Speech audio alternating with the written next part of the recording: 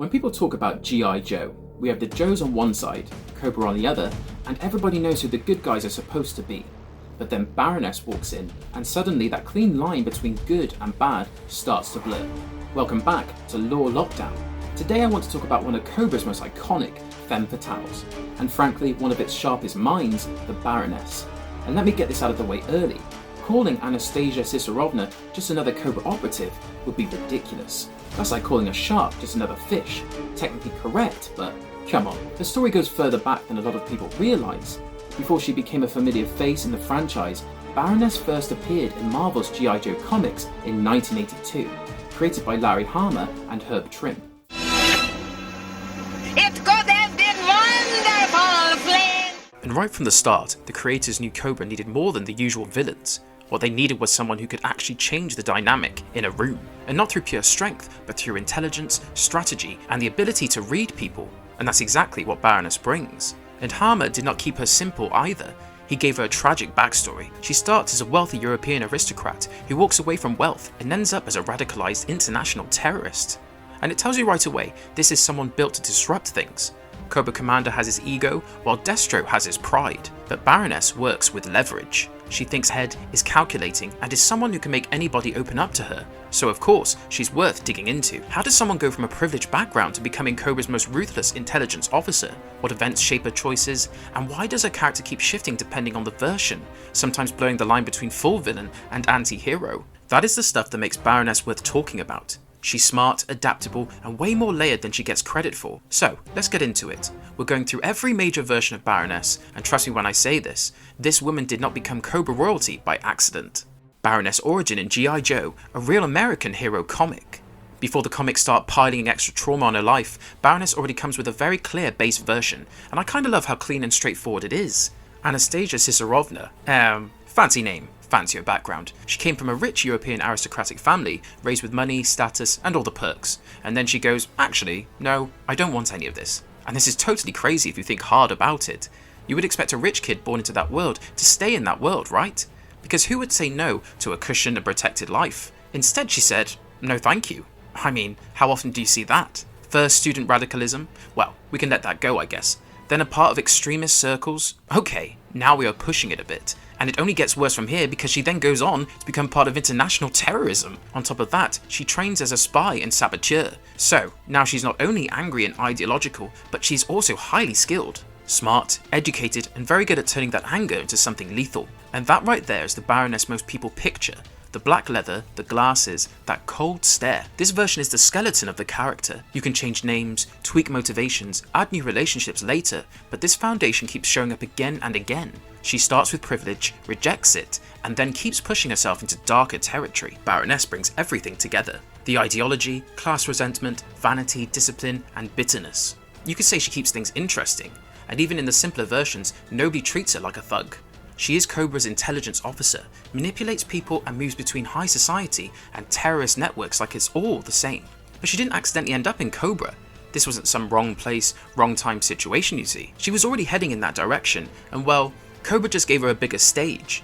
Now we get to the version that most longtime comic fans point at. This is where Baroness stops being cool and fatal and starts being kind of tragic. And I mean properly tragic. I'm talking about the Marvel run, G.I. Joe, a real American hero, especially issues 94 to 96. Larry Hama looks at Baroness and decides that we are not keeping her as only Cobra's stylish intelligence officer. Let's dig a little deeper and see what's actually going on underneath. And it's not pretty. Her brother Eugen dies during that Vietnam era situation. Baroness walks away, genuinely believing Snake Eyes is responsible. Over time, that belief stops being a question and becomes a fact in her mind.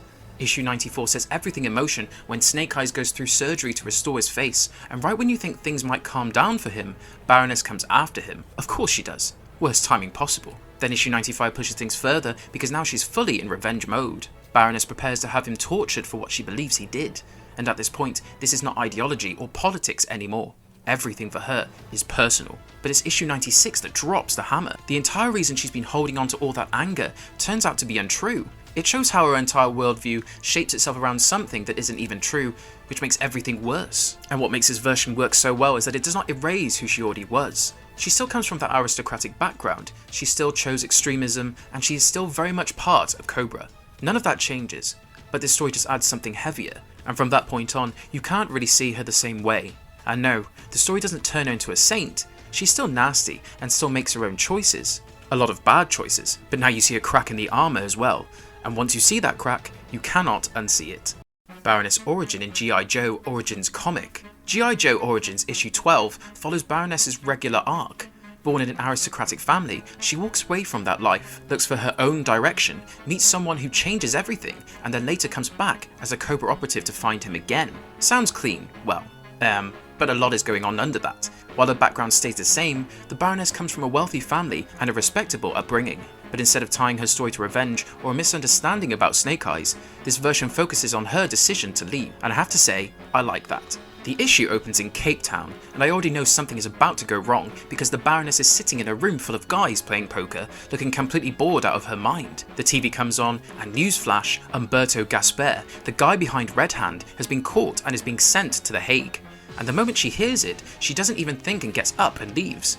Next thing, she's on a plane, staring out the window like she's already planning 10 different crimes at once. A guy tries his luck with the empty seat next to her, but recognises her mid-sentence, which he instantly regrets. She pulls a knife on him and puts it to his throat, and that seat stays empty. We see a flashback when the Baroness was young Anastasia, fancy dress, big rich family, while her mum is rushing her because it's some big night for her dad. She casually brings up her dead brother, which makes the whole scene heavy. Her father introduces her to Lord Alberti and starts talking about their future children as if everything for Anastasia has already been decided. Because it is. I mean, what? He's already arranged the marriage without discussion or without giving Anastasia any choice. Anastasia completely loses it, refuses straight up, and her dad throws her brother's death in her face, which is brutal. She snaps, packs her things, says goodbye to her mum, and walks out. From there, she lands in Rome, and there she meets Umberto Gasper. He's intense, charismatic, the kind of guy who can smell rebellion from a mile away. He sees something in her and invites her to a meeting. She shows up late, drops an expensive necklace like pocket change, and that is her entry ticket into Red Hand. Anastasia and Umberto soon get close super quickly. We cut to the present day again at The Hague. Baroness sneaks into a hotel across from the prison, climbs up, takes out guards, grabs IDs, and just walks in. But wait, we cut back again to the de Cobra estate. Anastasia returns to her family estate during a formal dinner, not to reconnect or fix, but she's there to end it. Her parents confront her, still talking about Lord Alberti like nothing changed. Her dad even says he knew she would come back, but she calmly tells them they are going to die and walks out. Outside, Umberto is waiting with a detonator, which he hands to her. Inside, her father is giving a speech, and for a moment, she hesitates. You can see it, but then she presses the button and the entire place explodes. Parents, guests, all gone. And Umberto treats it like a lesson. He tells her it gets easier and this is how she becomes stronger. But Anastasia, she completely breaks down. And after that, we get this whole training arc. He sends her out on her own to Morocco with a new identity and money to build herself from scratch. It's a full-on global montage. Syria, Paris, Madrid, London, Moscow, Bangkok, Serbia, Pakistan, Athens, different countries, different missions. But what she does remains the same every time. She trains, fights, takes contracts, builds revolutions, uses a sniper, snaps her neck, and runs disguises. That's it. Berlin is where everything falls into place. She realizes she's being followed, but takes one guy out, chases another into a bar full of fighters, and handles all of them alone. That's when a guy walks in, congratulates her, and tells her she passed. She asks who she passed the test for. Answer, Cobra. Back in the present day in the prison, she finally reaches Umberto's cell. Umberto sees her and talks like nothing has changed, like all of this still means something between them. And then she just raises her gun and pulls the trigger. She walks out of The Hague crying, but not broken. And after everything, all that loyalty, all that blood, everything she did for Umberto, everything she became, she still makes her own choice in the end. And that's the part I respect the most here. She isn't a victim of circumstances, and she doesn't drift into the wrong crowd by accident. She makes her own call to leave her old world, and commits to something far more damaging. At the same time, there's a quiet sadness under all this.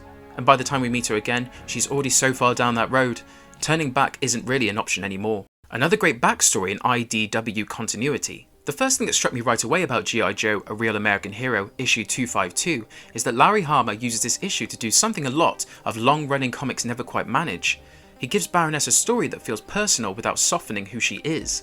I mean the kind of personal where you start to understand someone better without them becoming a different person. This is Special Missions Part 2, Baroness, a 20-page issue from IDW's A Real American Hero run, written by Hama. There is no Big Joe team in the story, and it's mostly Baroness in a war zone, a little girl caught in the middle, a sniper duel, and a chain of memories that peel back parts of Anastasia Cobre's past. We're in Darklonia, where Baroness is leading a Cobra-backed operation alongside a Saw Viper and a Frag Viper. Darklonian troops are in the middle of a brutal push against resistant fighters, and one of the key figures on the rebel side is Katya, a sniper and also Sneak Peek's ex, who is certainly not playing around. So right away, it's less good versus evil, and more everyone here is dangerous. The mission is tense from the start because Baroness is inside a dirty, bitter conflict where civilians are trapped in the middle. But there comes the moment that changes everything. An orphan little girl clutching a doll is about to get attacked by a Darklonian soldier, and Baroness stops it. And that's when the girl and the doll pull the Baroness straight into her own childhood. And from there, the comic starts to braid past and present together. We see young Anastasia growing up in this cold, aristocratic household. Her father takes away her doll, Genevieve, and calls her a disappointment. One line. But you can tell that it's the kind of thing a kid remembers forever. From there we move to one of the most interesting parts, which is the Baroness's first meeting with James McCullen, the man who would become Destro at a fencing academy in Edinburgh.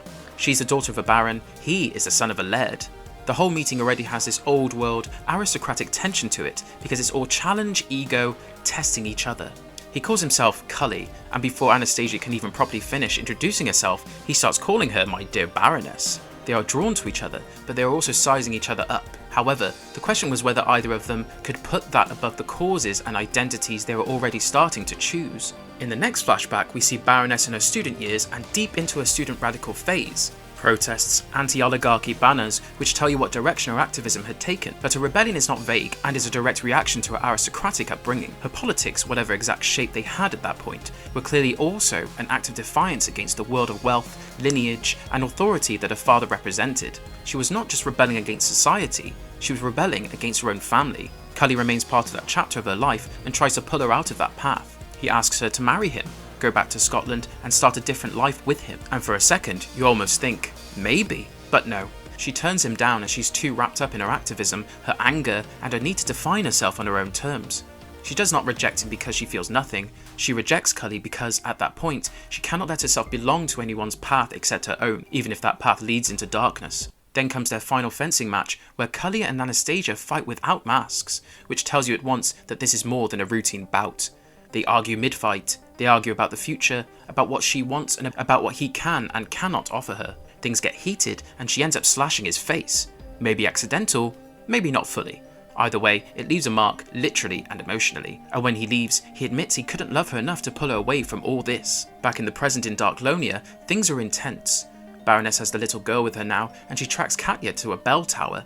At one point, a Darklonian soldier tries to kill the little girl because she's giving away their position, and this is where Baroness makes her clearest choice in the entire issue. She shoots the soldier herself and saves the child. Baroness does it because, in that instant, she cannot let this child become another casualty of adult cruelty. The memory of Genevieve, the memory of her father, the sight of a child under threat, all of it comes together in one undaunted decision. After that shot, Baroness fires at Katya and moves in to confirm the kill, only to find that Katya is gone. And it's pretty clear now that Katya had a clean shot at Baroness, but deliberately did not take it, because Baroness chose to protect the girl. It's not friendship or forgiveness, but more like a silent acknowledgement and a strange respect between enemies. And that might be my favourite part.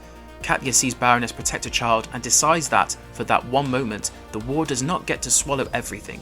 It is a small mercy, but in a story set inside Darklonia, a small mercy feels huge. The issue closes with Destro arriving to extract Baroness, and she calls him Cully again for the first time in years. She takes the girl with her, which gives the ending a bittersweet note. Baroness has not been rebranded as a hero here, she is still the same Baroness. Still menacing, still very much herself, but the issue lets us see that there are remnants inside her that war, Cobra and time have not fully erased. Under all the control, the skill, the Cobra identity, there's still that damaged kid who got told she wasn't enough, holding on to a doll that meant everything, and somehow that part never fully went away. The Baroness origin in live-action film. What I find most interesting about the live-action Baroness is how much the film reconstructs her whole identity. In the comics and cartoons, she's usually this cold, confident Cobra intelligence queen who feels completely at home in that world. But G.I. Joe, The Rise of Cobra, takes a different route. Here, Baroness starts as Anna Lewis, a woman with a past, a broken engagement, and a personal tragedy directly linked to the Duke. In this version, Sienna Miller plays her as the operative, sure, but also as someone whose life was already falling apart before she ever became Baroness. And that gives the film's version of Baroness a more tragic arc than the classic take. The movie begins with James McCullen and his company Mars selling 4 nanomite warheads to NATO. These are not regular missiles, but these tiny machines carry nanobots that can eat through metal at terrifying speed, which makes them the kind of weapon no sane person should want. American soldiers, Duke and Ripcord, get the job of escorting those warheads, and of course, the mission goes incredibly awry. The ambush is led by the Baroness, and Duke is stunned when he realizes the woman under that name is actually Anna Lewis, his former fiancée. And all of it connects back to Rex, Anna's brother. Duke had served with Rex in the army, and during a mission, an airstrike went wrong. Rex was presumed dead, and Duke carried the guilt from that moment into the rest of his life, and walked away from Anna because of it. So when Baroness shows up during the convoy attack, Duke is not only facing an enemy, but a past that had left a bad taste in his mouth. Before Cobra can grab the weapons, Scarlet, Snake Eyes, Breaker, and Heavy Duty step in, save the convoy, and take Duke and Ripcord to the pit, the G.I. Joe headquarters in Egypt. From there, General Hawk pulls them into the team, and now it's full war with Cobra. The movie then explains how Anna becomes Baroness, and it's bleak in a very pulpy 2009 action movie way. Turns out,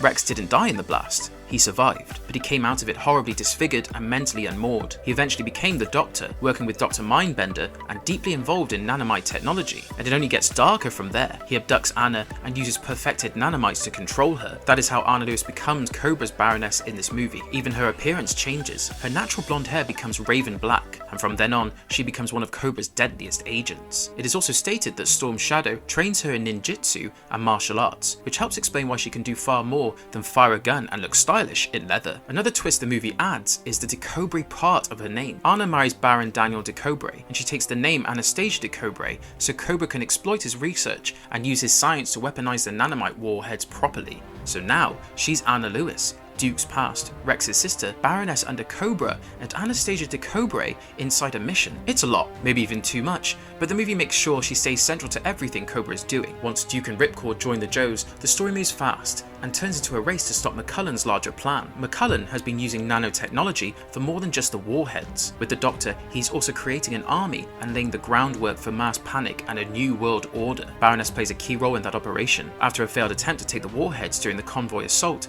Baroness returns with Storm Shadow, and Zartan attacks the pit, steals the warheads, and takes down Scarlet in a fight. That fight is important because it shows the movie wants Baroness to feel genuinely deadly. She's one of the few characters who can walk into the heart of G.I. Joe territory and leave with exactly what Cobra came for. From there, the movie goes big and very loud. Baroness and Storm Shadow take the weapons to DeCobra so his particle accelerator can finish the job of weaponizing them, and once that is done, DeCobra is killed. Then comes the huge Paris chase, which is probably the film's most famous set piece. Paris gets wrecked, and the Eiffel Tower goes down when Cobra launches one of the nanomite missiles, and it strikes the Eiffel Tower. Duke gets captured and is taken to McCullen's base under the Arctic. The remaining warheads are then prepared for launch towards Beijing, Moscow, and Washington DC. Meanwhile, the Joes split up to stop the attack. Snake Eyes goes after one missile and faces Storm Shadow, while Ripcord destroys the other two. At the Arctic base, everything comes together. Duke learns the Doctor is Rex Lewis, and the whole past clicks into place. Here, he learns that Rex, twisted by what happened to him and consumed by nanotech obsession,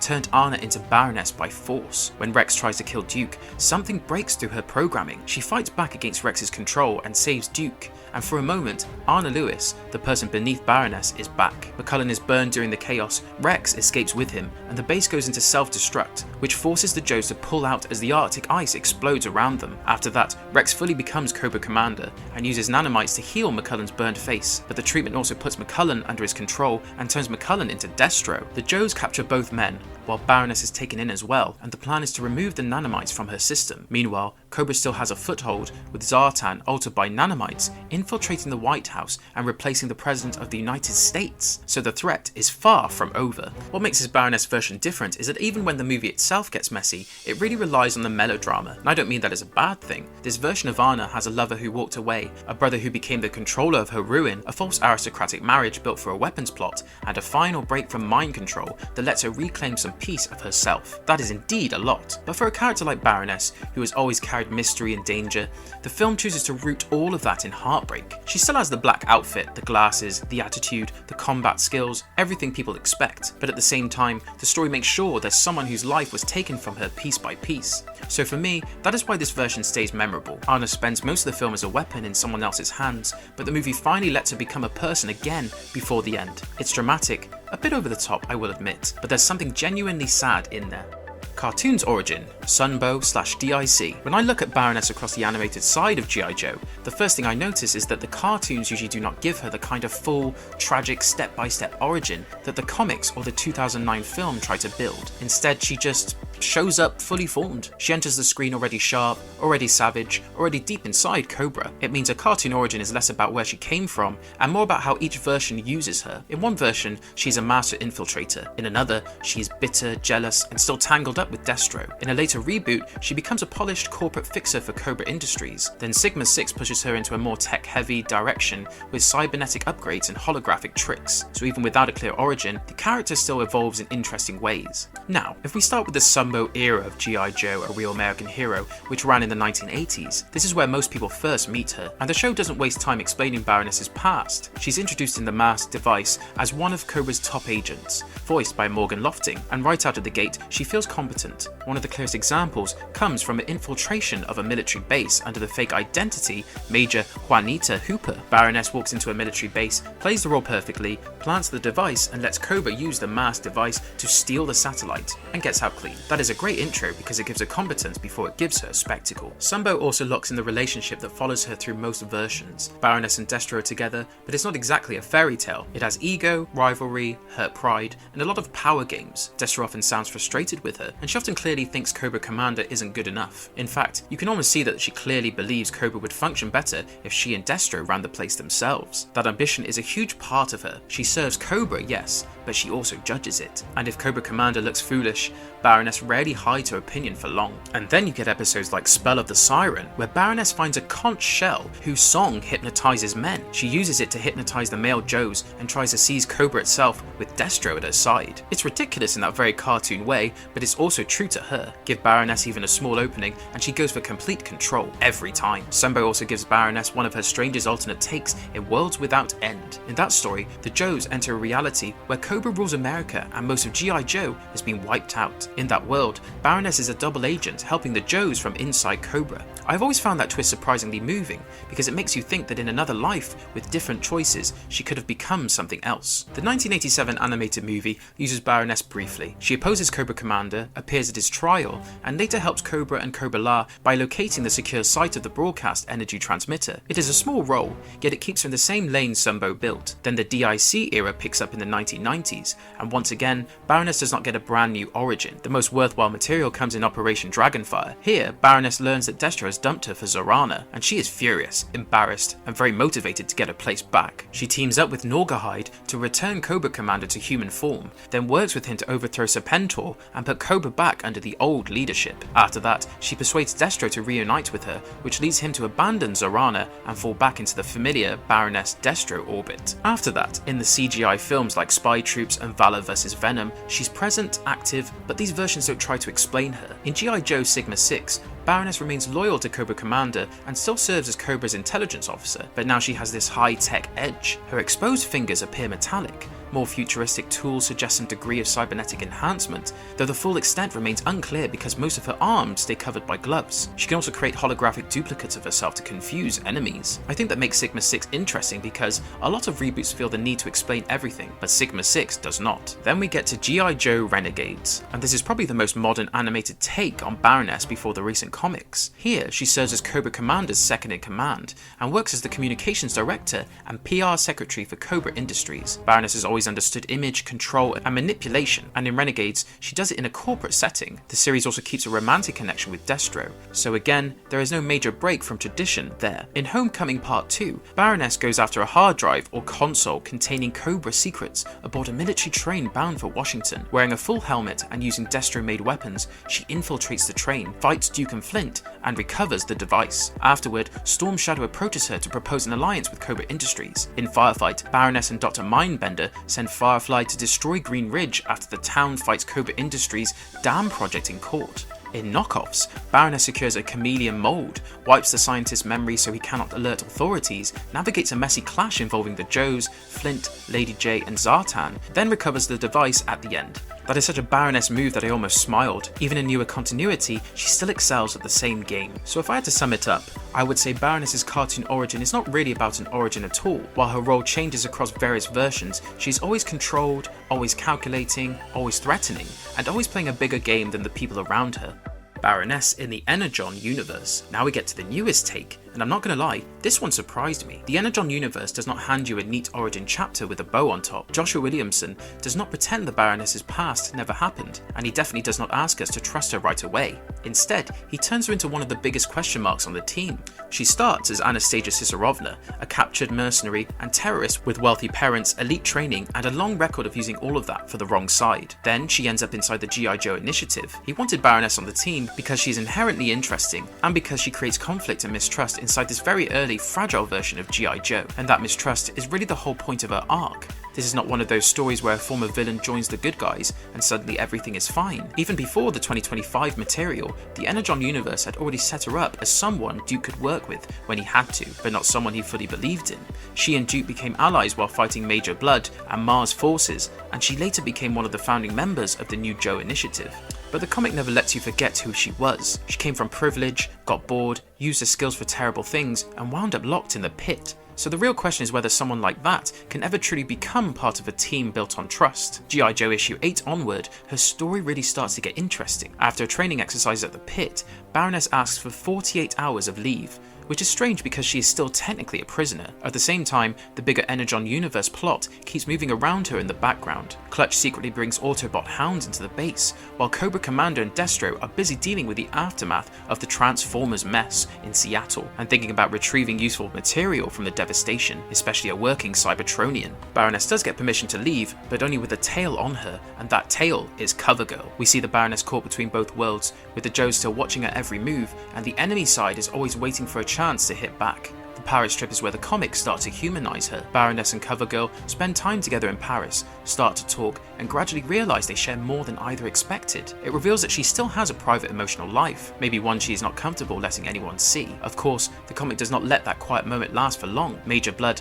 comes after her and wants revenge against the woman who took his eye. This reminds us that Baroness does not only have a vague villainous past, she actually hurts people, and some remember it, and in Blood's case, he literally carries those scars on his face every day. Issue 9 turns that revenge story into a survival story. Raptor, the Cobra Falconer, continues the assault on Baroness and CoverGirl in Paris, so now they have to stay alive while dealing with a vengeance-driven mercenary and a bird-obsessed killer, and by the end of it, they fail to escape, and Blood and Raptor capture them. Their capture deepens the relationship between Baroness and CoverGirl and feels much more honest. CoverGirl has to decide how much faith she can put in a woman with a terrorist past, while Baroness has to decide whether she is only going to look out for herself or whether she will actually protect the person sent to babysit her. While Baroness and CoverGirl are fighting for their lives in Paris, Clutch and Hound are dealing with Cobra's Energon weapons. Clutch spends time with Hound, promises to help him find the Autobots and more Energon, and starts moving further into hostile territory because of that promise. In issue 10, Major Blood forces Baroness and CoverGirl to fight each other, and if they refuse, Raptor will kill Baroness's parents. The comic keeps finding ways to show that there are still pieces of Baroness's old life that matter to her, even if she has spent years acting like nothing can get to her. Williamson seems to be building Baroness as someone who never completely stopped having attachments, even if the world kept treating her like a weapon. Baroness refuses to stay in one box. In one version, she is the rich kid who looks at her own world and decides to give it up for extremism. In another, she is someone shaped by grief. In the Energon universe, she is unpredictable. You can call her a seductress, a spy, a fanatic, an anti-hero, a lover, a traitor, or a survivor. While the details may change, you can still trace it back to the same idea. Somewhere under all the timelines, all the rewrites, all the crazy detours, there is still a brilliant, dangerous woman who looked at one bad road and decided this works for her. And as always, don't forget to smash the like button if you enjoyed the video and subscribe to the channel for more such content. And we'll see you next time. Have a good one.